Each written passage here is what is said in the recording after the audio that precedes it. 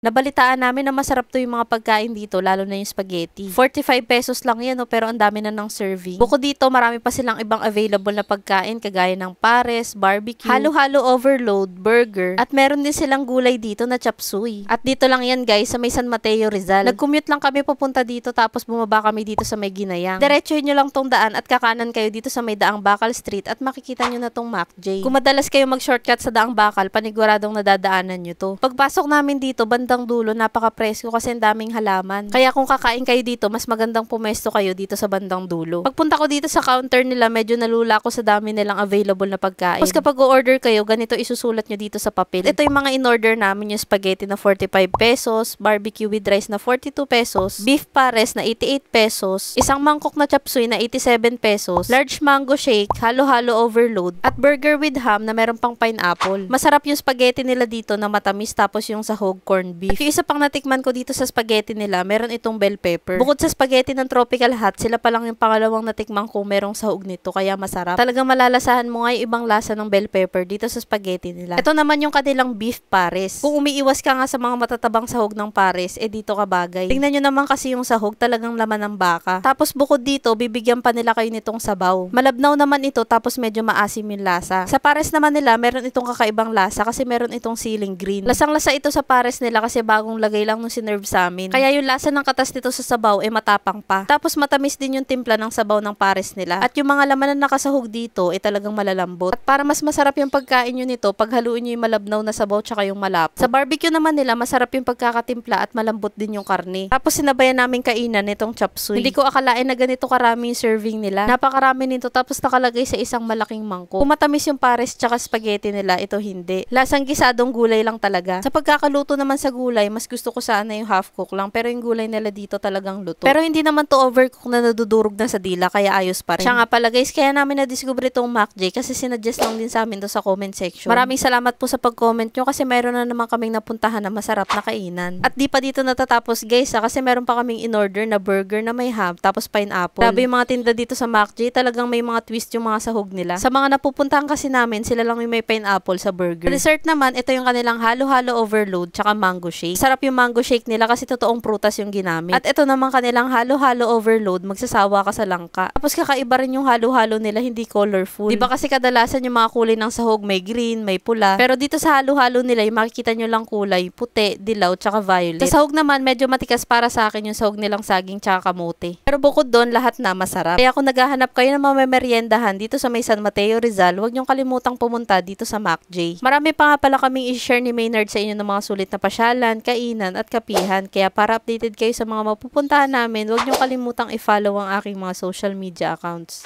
Yun lang, maraming salamat po sa panonood. Bye!